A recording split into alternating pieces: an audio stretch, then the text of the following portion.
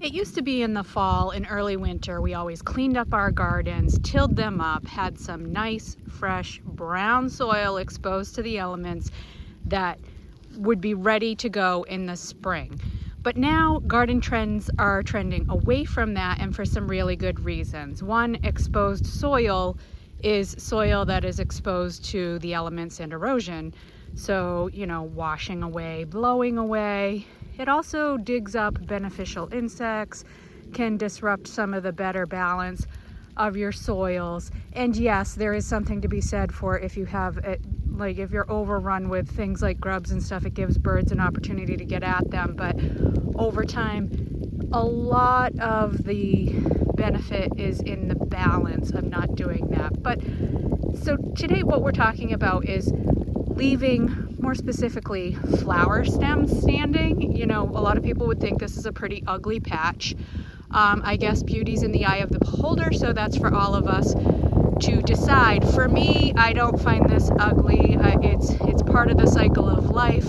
Also, it's a little rainy and dark this morning, so we're not getting it now, but I come down here, I have fluttering birds in and out, and I do believe that this practice has invited in more birds, and that balance over time has really helped with insect control in the growing season because they're choosing to make this area their home. But let's look at some of the reasons that you should leave things like this instead of cutting it all down and instead of leaving everything clean and quote unquote tidy, right? So first off are these seed heads. Look at the seed in this wildflower patch. There's loads of seed here for the birds. And to be honest, I have stopped feeding birds with kind of supplemental feeders because we have such an influx of bears here. So it's kind of not really safe. And our winters have been milder, so the bears aren't hibernating quite as much as they used to either. So for the sake of me, my property, and my livestock, it's safer for me not to have bears getting comfortable and finding food sources in my yard. They have excellent memories, so once they know it's there, they're going to keep coming back and kind of out of the shot. But way over there, that white is a beehive, so another reason I don't want the bears here. So yeah, seeds like this still bring the birds in.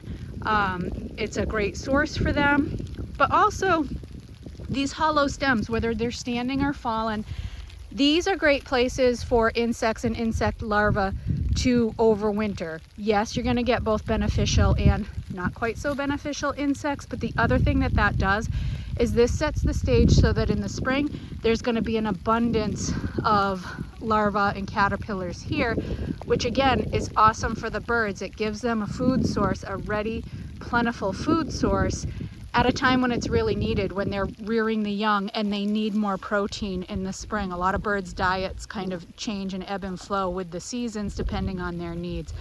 So that supports insects, birds, a really nice full cycle of life. But another reason is that this actually provides protection for the plants. So if we look, this can be for any perennial plant, but if we look like these mums that I've got in the ground, they actually, this cover of dead stems and dead flowers is going to collect and hold snow over the winter, even ice and whatnot. But what it does is it creates kind of an extra natural blanket of warmth that will further protect the roots. And this isn't just for mums, this is for all of your perennials. You're really better off leaving them standing, even if they don't look so great, or some people don't think they look so great, and because that will better protect your roots and the crown of the plant. Then in the spring you can cut those down. If you think that you have overwintering insects that you want to keep for that wildlife, you can either leave them piled in the garden or take them off to the side, put them in a compost pile where those insects can still emerge. They're not gone or killed unless you burned them, but just putting them off to the side gives them an opportunity to emerge and still gives you all those benefits and balance.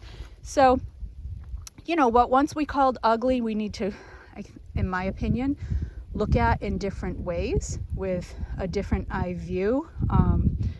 You know, I think these are quite beautiful when you come out here, even after an ice storm.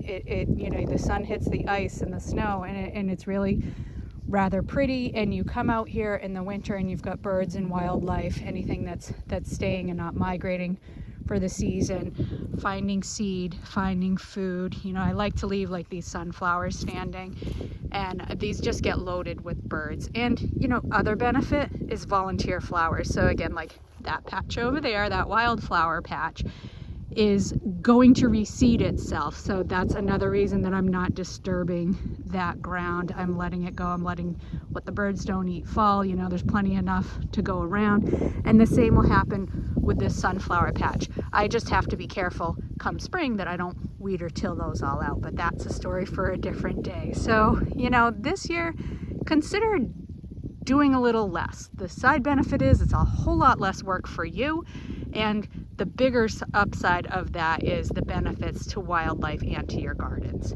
Happy gardening!